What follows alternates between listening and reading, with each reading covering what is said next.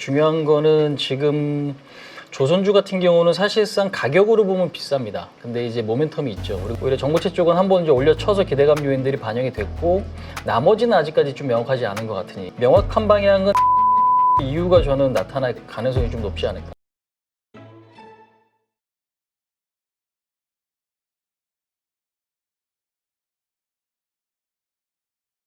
상큼님께서 조선업 관련해서 좀 질문 주셨습니다. 현대임스 질문 주셨고요. 비중은 10% 보유하고 계시대요. 지금 현재 물타서 19,973원에 보유를 하고 있는데 계속 가져가도 될까요? 라고 질문을 주셨어요. 요즘 좀 조선주들이 그렇게 막 힘이 좋지는 않아요. 뭐 개별 종목들마다 좀 다르기는 한데 대부분 강했던 종목들도 최근에는 많이 꺾이는 그런 모습들을 보이고 있어서 계속 홀딩을 해도 될까에 대한 좀 고민인 것 같아요. 사실 조선주는 저는 올해 지금 1월 중순 그다음에 2월 초 이런 구간에서 전량 차익을 했습니다. 개인적으로. 그러니까 개인적으로라는 게 제가 지금 또 따로 이제 회원분들이 좀 계시기 때문에. 근데 이제 중요한 거는 지금 조선주 같은 경우는 사실상 가격으로 보면 비쌉니다. 근데 이제 모멘텀이 있죠. 우리가 이제 MRO 시장, 그러니까 미국 쪽에 대한 어떤 진출에 대한 부분이겠죠. 결국에는 유지보수.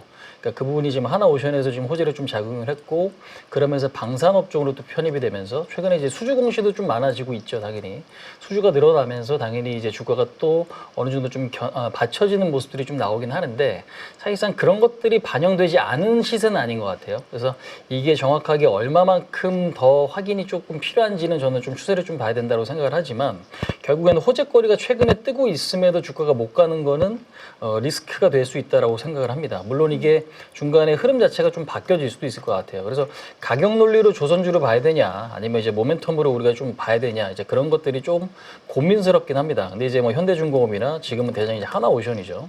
그래서 지금 이 두 가지를 보면 아직까지는 추세가 깨진 건 아닙니다. 근데 이제 이 대장주가 가야 당연히 밑에 소부장, 기자재 쪽이 이제 움직여질 수 있는 거니까요. 이제 그런 측면에서 보면 현재로서는 근데 이제 하나오션도 굉장히 위치가 높은 위치에 있고, 현대오션 같은 경우도 박스권이 굉장히 지금은 아직은 뭐 견고하게 지지를 해주고 있는 이제 그런 모습이긴 하지만, 현재 갑작스럽게 요즘에 시장이 움직임 자체가 나타날 수 있죠. 그러니까 강한 종목도 갑자기 안 좋아진다거나 약했던 종목이 갑자기 튀어오르는 그런 어떤 특징을 보여주는 시장이기 때문에 지금 현재 박스가 무조건 지지가 된다는 확신에 갖기가 조금 불안할 수도 있어요. 그러니까 제가 볼 때는 조선은 좀 비싸다라는 생각을 갖고 있고, 어느 정도 일시적으로 이 지지선이 좀 깨질 수 있다고 생각을 하는 만큼, 그렇다고 하면 현대힘스도 같이 그 흐름과 좀 동행할 가능성도 높다고 좀 보여지거든요. 이제 그런 측면에서 보면은 지금은 61선 정도에 대한 지지력은 상당히 좀 중요해 보입니다. 그래서 61선이 지금은 이탈하게 되면은 조금 더 흔들릴 여지가 있는 건데, 근데 그 기준점을 지금 대장주로 좀 보시는 게 저는 좀 맞다라고 생각을 합니다. 이제 뭐 그 이유는 좀 단순해요. 뭐 당연히 엔비디아가 빠지면 우리나라 하이닉스나 이런 어떤 반도체 종목들이 이제 밀리는 흐름과 좀 같다라고 보시면 되기 때문이죠. 그래서 일단 지금은 1차적으로 16,000원, 그 다음에 14,000원, 14,000원 요 자리까지 무너지게 되면 기존의 주도주였던 조선의 입지가 상당히 좀 흔들릴 가능성도 있기 때문에 저는 이제 이 부분들은 상당히 좀 중요할 것 같고, 다만 이제 신고가가 나타날지는 그거는 좀 시장이 올라갈 때 좀 체크를 해보셔야 될 것 같은데, 항상 중요한 게 시장이 올라갔다 빠지게 되면 중요한 건 주도주가 가장 늦게 밀리거든요. 네. 근데 이제 주도주가 가장 늦게 밀리는데 그 주도주가 지금 어떤 탄력으로 움직여줄지 아직은 모르겠어요. 그러니까 그래서 저는 이제 그 부분들은 좀 지금 현재 구간에서 좀 체크를 해보셔야 된다라는 생각이에요. 그래서 일단 지금은 말씀드린 대로 그 지지선에 대한 지지력 1차적으로 좀 중요하고, 재료는 아직 살아있기 때문에 2만 원에 대한 어떤 반등 가능성, 다만 이게 시장이 올라올 때 같이 가주면 탄력이 아직 살아있구나라고 보시면 되는데, 요게 시장이 올라도 상승이 조금 미약하다라고 하면 그때는 점진적으로 힘이 좀 약화된다, 이제 그렇게 좀 보시는 게 맞지 않을까, 그렇게 좀 설명드려보도록 하겠습니다. 알겠습니다. 조금 모멘텀은 여전히 좀 살아있기는 하니까 일단은 좀 하단의 지지력 보면서 지켜보시면 좋을 것 같고, 시장이 회복했을 때 돌림이 좀 얼만큼 나오는지도 좀 체크를 해봐야 될 것 같아요. 좀 고민이 많은 시기이지 않을까 싶습니다. 그동안에 워낙에 또 많이 쏠림이 발생을 하기도 했었고, 또 얼만큼 또 쉬어갈까에 대한 고민도 많은 섹터여서 이렇게 보시면 될 것 같고요. 그리고 금손님께서 포스코 퓨처엠 질문을 주셨습니다. 현재 마이너스 26% 구간이고 비중은 7%라고 하십니다. 마이너스 26%면은 한 20만 원 초반대 정도에 좀 계시지 않을까라고 좀 생각을 하는데 2차 전지는 좀 어떻게 보세요? 최근에 좀 올라오고 있는 종목들이 꽤 네. 많잖아요. 2차 전지 요즘에 뭐 로봇이랑 같이 보시는 분들이 좀 많아요. 제가 지금 로봇에 배터리를 끼면은 그게 뭐 10분에 못 간다. 그다음에 그거를 이제 움직임을 좀 더 빨리 하면은 배터리 닳는 속도가 좀 더 빨라지기 때문에 우리가 이제 전기차 다음에 2차 전지 어떤 수요는 로봇에서 좀 나올 거다. 뭐 이런 이야기들이 좀 있습니다. 물론 틀린 전망은 아닐 수도 있어요. 근데 이제 중요한 건 현재 가장 크게 중요하게 차지하고 있는 메인의 어떤 지금 시장 자체는 전기차가 굉장히 좀 중요할 것 같은데 전기차 시장이 올라와서 2차 전지 실적이 좋아지는 구조냐 아니면 조금 더 재료 쪽에 집중할 거냐 이제 이 부분들이 좀 중요할 것 같아요. 저도 개인적으로 2차 전지에서는 좋게 보는 종목들, 근데 당연히 지금은 전고체 쪽이고, 전고체 쪽에 대한 매매는 상당히 좀 일찍 했습니다. 작년 하반기부터 좀 진입을 했죠. 그러니까 우리나라가 최근에 보시면 유리기판 관련주들이 부각이 됐죠. 유리기판은 근데 상용화 단계가 아니죠. 그게 좋을 수 있으니 앞으로 그쪽으로 투자를 많이 할 거야 라는 어떤 그런 개념인데 사실 2차 전지 쪽도 2차 전지에서는 꿈의 지금 배터리라고 불리잖아요. 꿈의 기판과 꿈의 배터리. 그래서 어떤 업종마다 그런 것들이 확실히 성장성으로 부각될 수 있는 섹터들이 있죠. 근데 이제 전고체 같은 경우는 당연히 어떤 배터리의 용량, 출력 이런 것들이 좀 증가시킬 수 있는 그런 요인들. 그래서 투자가 안 될 수 없는 그런 분야라서 최근에 뭐 상당히 좀 흐름이 좋고 오늘 같은 경우도 이스 스페셜티의 어떤 흐름이 상당히 좀 부각이 좀 되고 있습니다. 다만 지금 뭐 양극재라든지 음극재라든지 지금 어떤 모멘텀 자체가 없는 건 아닌데 이게 무조건 바닥을 잡혔다라 보기에는 조금 애매한 것 같아요. 그래서 결국에는 최근에 뭐 테슬라도 조금 밀려주고 있고 물론 테슬라가 전기차 판매량이 둔화가 되면 악재긴 하잖아요. 근데 이제 전기차 판매는 지금은 제일 중요한 지역은 중국이잖아요. 이제 그런 측면에서 봤을 때는 그 두 가지가 이제 충돌할 수 있지만 근데 이제 아직까지는 방향성이 뭔가 명확해 보이진 않아요. 그러니까 올라갈 때도 탄력 있게 가지만 반대로 빠질 때도 탄력 있게 밀리기 때문에 이게 확실하게 바닥이다라는 어떤 확신을 갖기는 저는 좀 힘들다고 봐요. 근데 이제 2차 전지 업종 안에서 그렇게 구분이 좀 지어지는 상태인데 피처인 같은 경우도 결국에는 지금 주가의 어떤 위치를 보면 매수하신 가격과 그다음에 비중이 크지 않으신 건 좀 다행인 것 같아요. 왜냐면 10%가 안 되셔도 한 7% 정도 수준이라고 하셨기 때문에. 근데 이제 중요한 거는 그 비중을 내가 나중에 바닥이 조금 더 잡히면 추가 매수의 어떤 생각이 있으신지 아니면 지금은 그냥 탄력이 좀 약하면 손절이라도 하실 생각이 있으신지 저는 그게 좀 궁금하긴 한데 제가 볼 땐 2차 전지는 조금 더 지켜보실 필요가 있지 않을까 생각을 합니다. 다만 말씀드린 대로 실적이 생각보다 또 안 좋거나 이번에 1분기 실적이 별로면 충격이 다시 한번 좀 나타날 수 있다라고 생각을 하거든요. 그래서 지금 자리에 무조건 추매는 아니고 추이를 좀 더 지켜보셔야 될 것 같아요. 그래서 오히려 전고체 쪽은 한번 이제 올려쳐서 기대감 요인들이 반영이 됐고 나머지는 아직까지 좀 명확하지 않은 것 같으니 이제 그런 것들은 시간을 투자해서 조금 더 좀 보셔야 될 것 같습니다. 그래서 일단은 다소 조금 애매한 것 같아요. 그래서 일단 현재로서는 조금 더 관찰을 하시면서 좀 보시되 중요한 거는 17만 5천 원짜리가 넘어오는 게 좀 중요할 것 같아요. 그래서 17만 5천 원짜리가 돌파가 될 때 물론 17만 5천 원 돌파가 되면 그 전에 추가 매수를 못한 걸 아쉬워하실 수도 있거든요. 근데 이제 중요한 건 제가 볼 때는 그렇다고 하면 암만 못해도 16만 원 넘어갈 때는 뭔가 우리가 이제 변화를 줄 수 있는 재료가 나오면서 수급이 좀 붙어야 되는데 1차적으로는 16만 원, 그 다음에 17만 5천 원 이렇게 좀 기준점을 잡고 그 자리가 넘어갈 때 추가 매수를 고려를 해보시되 현재로서는 아직은 좀 더 바닥을 다질 필요가 있지 않을까 그렇게 좀 말씀드릴 수 있을 것 같습니다. 그러면은 2차 전지의 바닥을 어느 정도 다졌다라고 생각하는 포인트는 뭐가 있을 수 있을까요? 뭐 실적이 될까요? 당연히 실적은 좀 중요하다고 생각을 합니다. 사실상 우리나라는 제가 아까도 이야기 드렸지만 3월달, 4월달 변동성이 있을 수 있다라고 좀 말씀드리는, 그러니까 전체 지수를 말씀드리는 거거든요. 근데 이제 그 안에서 모든 업종이 실적이 다 안 좋진 않잖아요. 그러면 실적이 좋은 쪽으로 자금이 흘러 들어갔다가 또 실적이 안 좋은 거는 투매가 발생을 하고 매도가 나오면서 부진한 흐름이 나오는데 작년 4분기 실적이 올해 지금 나오고 있어요. 근데 이제 실적이 좋은 섹터들이 많이 없습니다. 근데 이제 실적이 생각보다 좋거나 많이 턴어라운드가 진행이 됐던 거 그동안에 주가가 좀 많이 올랐어요.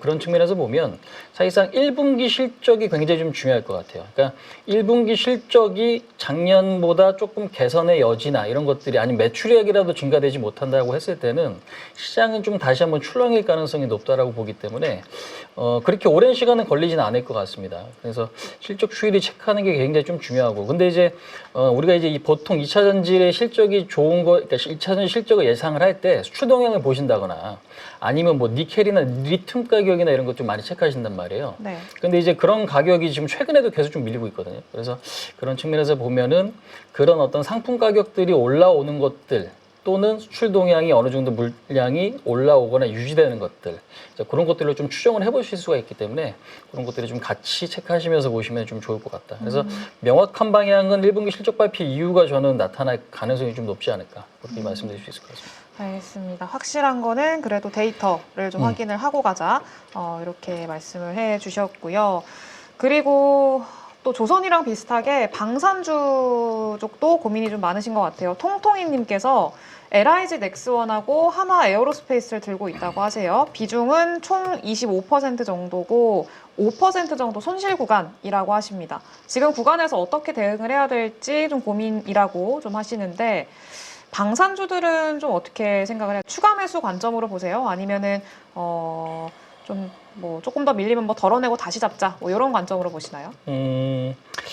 개인적으로 지금 손실 보고 계신 상황이시잖아요. 사실 비중이 뭐 적은 것 같지는 않습니다. 근데 이제 사실 신고가 라인이죠. 하나 에어로스페이스나 LIG 넥스원이 지금 조정이 그렇게 크게 나온 위치는 아닌 것 같아요. 제가 볼 때는.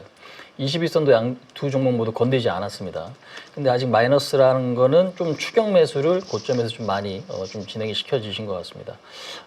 중요한 거는 우리가 이제 어떤 업종이 좋다 하더라도 따라붙을 때 이 자리가 어떤 건지도 좀 생각을 해보시는 게 상당히 좀 중요할 것 같고 그래서 저는 지금 시장에 기회가 많다라고 좀 생각은 드는데 일단은 중요한 건 방산업종 같은 경우는 기대감 요인과 우려감 요인이 좀 공존한다고 봅니다. 근데 이제 뭐 현재로서는 뭐 러시아 우크라이나 전쟁에 대한 종전 가능성 이 이야기는 우리가 조금 더 체크를 해 보셔야 될 것 같아요. 물론 어떻게 지금 진행이 될지는 아직은 알 수 없지만 현재로서는 좀 더 지켜봐야 될 것 같고 근데 이제 유럽 지역의 어떤 방위비나 이런 것들이 증가가 되게 되면 기대감 요인들 아직 좀 살아있을 수 있겠죠. 그래서 사실상 지금 방위비를 뭐 축소시킨다거나 이럴 만한 어떤 그런 분위기는 아니기 때문에 기대감 요인들은 여전히 좀 살아있다라고 좀 볼 수 있겠으나 현재 위치에서는 저는 아까 지수 말씀드렸을 때도 좀 말씀드린 내용이지만요. 21선을 보통 길게 가는 종목들은 타고 갑니다. 그래서 최대 61선까지 밀리면서 거기서 지지선을 만들면서 움직일 수 있거든요. 이제 그런 측면에서 보면 21선까지는 열어놓고 최소한 그 자리가 지지가 되는지 안 되는지 보시고 나서 나중에 추가 매수에 대한 고려를 하시는 게 맞는 것 같아요. LIG 넥슨도 제가 개인적으로 굉장히 좀 좋아하는 종목이죠.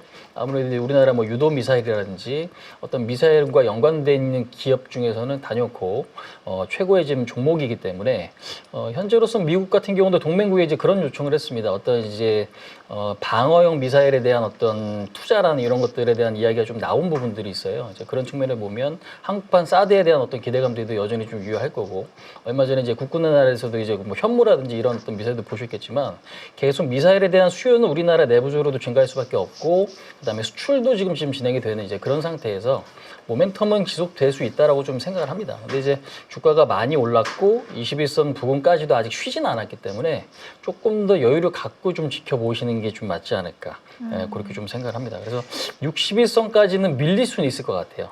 이거는 무조건 100%는 아닙니다. 네. 그래서 거기까지는 열어놓고 내가 만약 중장기적인 투자를 하시는 분이라면 그런 좀 여유를 갖고 보시면 어떨까 그렇게 좀 말씀드려보도록 하겠습니다. 알겠습니다. 지금 뭐 섣부르게 추가 매수 이런 것들을 하는 것보다는 일단은 지지력 일단 되는지 지지력을 일단 확인을 하고 접근을 하는 게 좋겠다. 마음의 여유 좀 갖자라고 이렇게 좀 보면 될 것 같습니다. 그리고 지금 또 유리기판 관련해서 질문들이 또 많으신데 제이크 선님께서 SKC 질문을 주셨어요. 평단가 15만 7천 원이라고 하시는데 재료 소멸일까요? 라고 좀 질문 주셨습니다. SKC가 사실 유리기판 기대감으로 보유하고 계신 분들이 굉장히 많으신데 주가가 너무 안 가서 되게 답답해 하시는 분들이 되게 많으시거든요. 참 어렵습니다.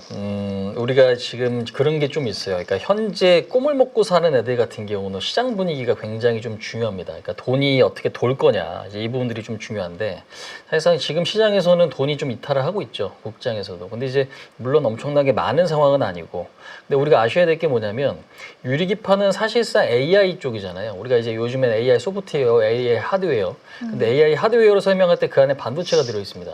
그러면 이제 반도체가 움직일 때는 뭔가 기대감이 붙을 수 있는 섹터들이 있죠. 뭐 CXL이나 지금 유리기판이나 아니면 소켓이라든지 HBM 뭐 이런 것들이 있어요. 그러니까 구간마다 부각될 수 있는 어떤 그런 테마들이 계속 변하거든요.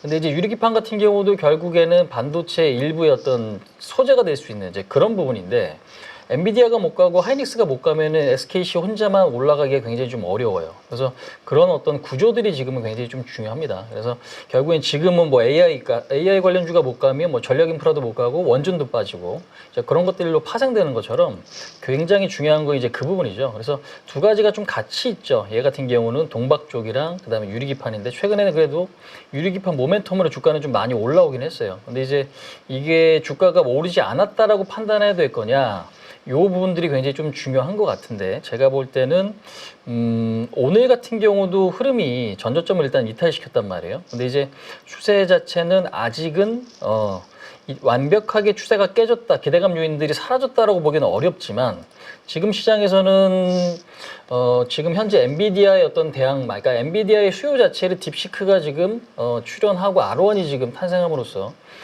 지금 수요 자체를 꺾는 거 아니냐는 우려감이 아직은 좀 있어요. 이제 그런 측면에서 봤을 때도 지금 AI 쪽에서는 확인이 돼야 될 것들이 좀 더 많이 있기 때문에, 제가 볼 때는 조금 더 약세 기조로 이어갈 가능성도 있다라고 좀 생각을 합니다. 그래서 그런 측면에서 보면은 등락은 조금 거쳐질 수는 있겠지만, 이게 추세적으로 바로 그냥 한번 신고가를 내기에는 좀 어려워 보이거든요. 이제 그런 측면에서 봤을 때는 일단 21선까지는 목표치를 일단 1차적으로 조금 보시되, 중요한 거는 시장의 어떤 외국인들의 수급 또는 나스닥이 다시 한번 박스권이 돌파되는 이제 그런 어떤 상황에서 저는 이제 SKC도 한번 신고가를 낼 수 있을 것 같은데, 지금으로서는 모멘텀이 그러니까 그 재료 자체가 그렇게 크진 않다. 근데 이제 종목 자체의 재료가 없는 게 아니라 시장 자체 어떤 수급 자체가 좀 꼬여 있다라고 보시는 게 지금은 좀 맞는 전략이 아닌가.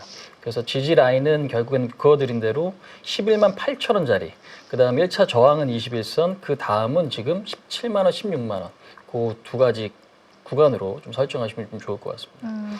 저항 때도 말씀을 해주셨고 지지 라인 때도 확인을 좀 해주셨고요.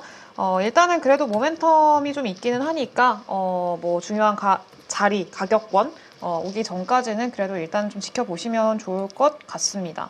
이런 말씀하시는 분이 계시네요. 이제 곧 꽃 피는 춘 3월인데 소비주들 준비해줘야 될 타임 아닌가요? 라고 세력킬러님께서 질문을 주셨어요. 어떠세요? 소비주는 어떤 소비주를 우리가 뭐 소비 같은 경우도 사실상 최근에 보시면은 현대백화점 이런 거 있죠. 네. 사실 현대백화점이나 이런 거 굉장히 좀 좋게 봤거든요. 왜냐면 지금 뭐 사실상 비싸진 않고, 그 다음에 지금 시장에서는 자꾸 뭔가를 좀 찾아내요. 그러니까 매매를 하기 위해서 뭔가를 좀 찾아내는 이제 그런 모습인데, 롯데쇼핑이나 뭐 신세계나 현대백화점이나 이런 것들도, 그러니까 백화점 관련주들이 확실하게 좀 흐름이 좀 많이 좋아졌는데, 일단은 뭐 중국 소비지라고 할 수 있는 섹터들 같은 경우는 뭐 F&F 같은 경우도 밑에서는 좀 많이 올라오고 있고, 그러니까 재료 자체가 없다라기보다, 가격이 되게 비싸다라기보다, 저도 관심은 좀 갖고 있거든요. 근데 네. 아직까지는 뭐 비중은 되게 실어서 매매할 만한 그러니까 섹터가 아닌 건 아니고, 종목을 조금 발견하지는 못한 것 같아요. 근데 관심은 좀 두셔도 좋을 것 같다라고 좀 생각이 들고요.